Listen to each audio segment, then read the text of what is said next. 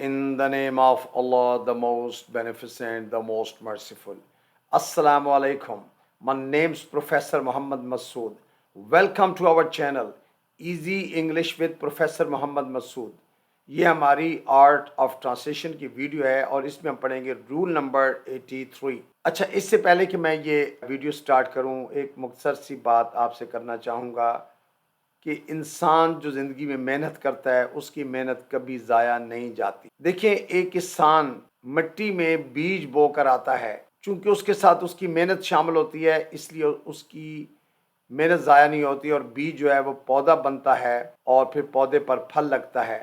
لیکن اس کے علاوہ اگر بغیر محنت کے ہم مٹی میں کوئی چیز بھی دبا دیں تو وہ مٹی ہو جائے گی۔ اچھا، اگر ہم لوہے کو بھی مٹی میں دبا دیں گے نا تو وہ لوہا جو ہے رسڈ ہو کر بالکل مٹی ہو جائے گا۔ یعنی مٹی میں ہر چیز مل کر مٹی ہو جاتی ہے، لیکن کسان جب بیج بو کر آتا ہے تو اس کا وہ مٹی نہیں ہوتا بلکہ اس کو بہت زیادہ پھل ملتا ہے۔ اسی طرح اسٹوڈنٹ جو ہے وہ ایک محنت کرتا ہے، یعنی وہ جب دیکھیں آپ ویڈیو کو سنتے ہو، پھر آپ اس کی پریکٹس کرتے ہو، ان امپورٹنٹ پوائنٹس کو نوٹ کرتے ہو، تو sooner or later you will get the result, آپ کو اس کا ریزلٹ ضرور ملے گا، you will get the reward, آپ کو اس کا ریوارڈ بھی ملے گا۔ تو آئیے دیکھتے ہیں کہ اس ویڈیو میں ہم کس طرح کے جملے سیکھیں گے۔ جیسا کہ آپ کو پیسہ بچانا چاہیے، یعنی یہ شوڈ کا استعمال ہوا ہے، یعنی چاہیے کا جو ہے نا ٹرانسلیشن میں ہم سیکھیں گے، یا اسے شرم آنی چاہیے، یا مجھے اطلاع ملنی چاہیے، یا تمہیں میری بات سننی چاہیے۔ اب دیکھیں ان تمام سینٹنسز کے اندر ہم نے شوڈ کا یوز کرنا ہے۔ اب دیکھنا یہ ہے کہ شوڈ ہم کہاں کہاں یوز کرتے ہیں۔ اچھا، اگر کسی کو ایڈوائس دینا ہو یا ریکمنڈیشن دینا ہو، یا ہم نے اوبلیگیشن یا ڈیوٹی کا ذکر کرنا ہو، یا ایکسپیکٹیشن کا اظہار کرنا ہو، یا سجیسشن دینی ہو، یعنی زیادہ تر ہم تجویز کے لیے شوڈ کا استعمال کرتے ہیں۔ اچھا، لینگویج میں شوڈ کا بہت زیادہ استعمال ہے۔ اگر آپ غور کریں گے تو آپ دیکھیں کہ روزمرہ بول چال کے اندر ہم اس کا استعمال بہت زیادہ کرتے ہیں۔ آئیے اب ہم اس کی پہلے سٹرکچر دیکھ لیتے ہیں کہ ہم ان جملوں کو کیسے بنائیں گے۔ اچھا، اگر ایکٹیو وائس کا جملہ ہوگا تو پھر ہم نے سمپلی سبجیکٹ کے بعد شوڈ اور شوڈ کے بعد ورب کی فرسٹ فارم، اس کے بعد آبجیکٹ استعمال کریں گے۔ یہ بات بھی آپ کے علم میں ہے کہ اگر ہمیں ڈوئر کا پتہ ہوتا ہے یہ ایکٹیو وائس کا جملہ ہوتا ہے تو ایکٹیو وائس میں ہم نے شوڈ کے بعد ورب کی فرسٹ فارم لگانی ہے۔ پیسو وائس میں ہم نے آبجیکٹ کو سبجیکٹ کی جگہ لے آنا ہوتا ہے، اور یہ جو نیا سبجیکٹ ہوتا ہے اس کے بعد ہم نے شوڈ بھی استعمال کرنا ہے، اور شوڈ بھی کے بعد ہمیشہ ورب کی تھرڈ فارم یوز ہوگی پیسو وائس کے اندر۔ آئیے اب اس کی ایگزامپلس کو دیکھتے ہیں اور بات آپ کو اور کلیئر ہو جائے گی۔ تمہیں میری بات سننی چاہیے۔ اب دیکھیں کس کو سننی چاہیے؟ آپ کو، یعنی تمہیں میری بات سننی چاہیے، تو you should listen to me, you should listen to me. اب دیکھیے ہم نے شوڈ کے بعد لسن یعنی ورب کی فرسٹ فارم یوز کی ہے۔ اچھا، ایک پوائنٹ اور بھی نوٹ کریں کہ ان سینٹنسز کو نیگیٹو یا کوسچن بنانا کوئی مشکل بات نہیں ہے، چونکہ ہمارے پاس شوڈ بطور ہیلپنگ ورب کام کر رہا ہے، یہ موڈول ہے، اور اس کے فوراً بعد اگر ہم نوٹ لگائیں گے you should not listen to me, آپ کو میری بات نہیں سننی چاہیے۔ کیا تمہیں میری بات سننی چاہیے؟ Should you listen to me, یعنی شوڈ کے فوراً بعد نوٹ لگانے سے فقرہ نفی کا بن جائے گا۔ اگر آپ شوڈ کو سبجیکٹ سے پہلے لگا دیں گے تو یہ کوسچن بن جائے گا۔ اسے شرم آنی چاہیے، he should feel shame, he should feel شیم۔ انہیں بڑوں کا احترام کرنا چاہیے، they should respect elders, they should respect elders. آپ کو پانی پینا چاہیے، you should drink water, you should drink water. ویسے بھی پانی صحت کے لیے بہت مفید ہے اور ہر انسان کو دن میں کم از کم 10-12 گلاس پانی پینے کی کوشش کرنی چاہیے، اٹس گڈ فار ہیلتھ۔ تو یو شوڈ ڈرنک واٹر۔ اسے گھر فون کرنا چاہیے، ہی شوڈ کال ہوم۔ اب دیکھیں ہی سبجیکٹ ہے، شوڈ یا ہیلپنگ ورب کے طور پہ ہم نے یوز کیا، کال مین ورب ہے یعنی ورب کی فرسٹ فارم، ہوم آبجیکٹ ہے، he should call home. Again اگر آپ نیگیٹو بنانا چاہتے ہیں اسے گھر فون نہیں کرنا چاہیے، he should not call home. کیا اسے گھر فون کرنا چاہیے؟ شوڈ ہی کال ہوم، یعنی شوڈ کے بعد ناٹ لگانے سے فقرہ نفی کا بن جائے گا، شوڈ سبجیکٹ سے پہلے پڑھیں گے تو اٹ ول بیکم کوسچن۔ ہمیں جلدی نکلنا چاہیے، we should leave early, we should leave early. ہمیں جلدی نہیں نکلنا چاہیے، وی شوڈنٹ لیو ارلی۔ کیا ہمیں جلدی نکلنا چاہیے؟ شوڈ وی لیو ارلی، یعنی نیگیٹو کوسچن ساتھ آپ بنا سکتے ہیں۔ اسے پڑھنا چاہیے، she should study, she should study. آپ کو معافی مانگنی چاہیے، یو شوڈ اپالوجائز۔ अच्छा, अपोलोजाइज वर्ब है और इसके माने होते हैं माफ़ी मांगना. You should apologise.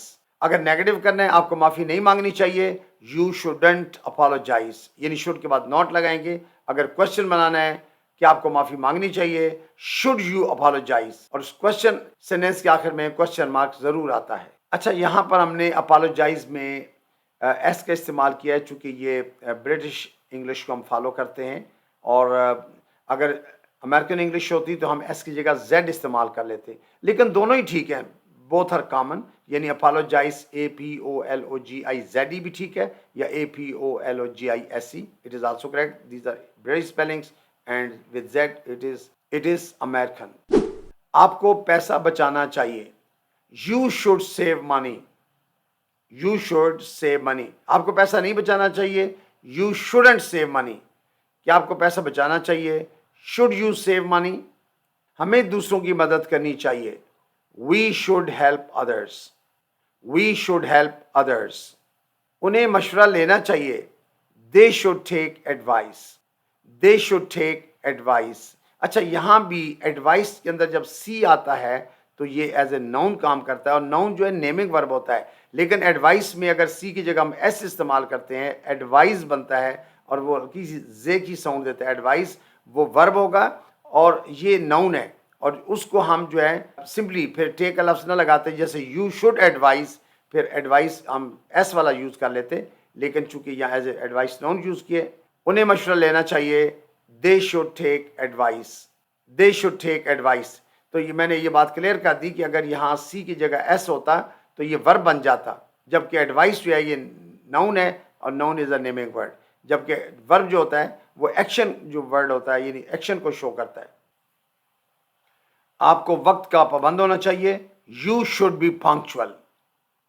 You should be punctual. अच्छा, उन्हें सज़ा मिलनी चाहिए.